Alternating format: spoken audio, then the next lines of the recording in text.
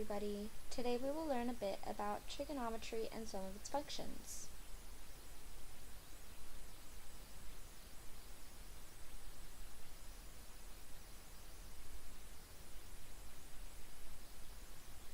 So let's start with this triangle. Essentially, we use a trigonometric ratio to compare the length of two sides of a triangle. The Greek letter theta is used to represent the measure of an acute angle within the triangle. The values of the trigonometric ratio depends upon the theta. Alright, now let's go back to the right triangle, and let's add dimensions to it.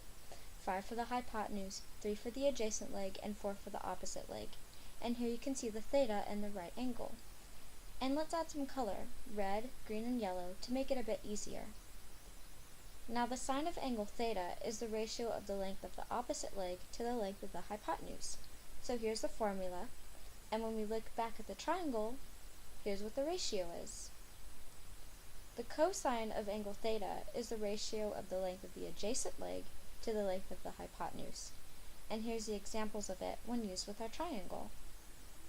And the tangent of angle theta is the ratio of the length of the opposite leg to the length of the adjacent leg. And again, here are the examples when used with our triangle. See, that was easy, right? Now let's go on to 3 new terms: secant, cosecant, and cotangent. These may seem hard at first, but they're very simple. They're just the reciprocals of sine, cosine, and tangent. So cosecant is a reciprocal of sine, and secant is a reciprocal of cosine. Why cosecant isn't the reciprocal of cosine and secant isn't the reciprocal of sine is a mystery to me, but hey, I don't make the rules. And cotangent is a reciprocal of tangent, but that's not hard to figure out. So given that the sine of theta is 4 over 5, the cosecant is 5 over 4. And since the cosine of theta is 3 over 5, the secant is 5 over 3. And lastly, since the tangent is 4 over 3, the cotangent is 3 over 4. And that's the end of the presentation. I hope it helped.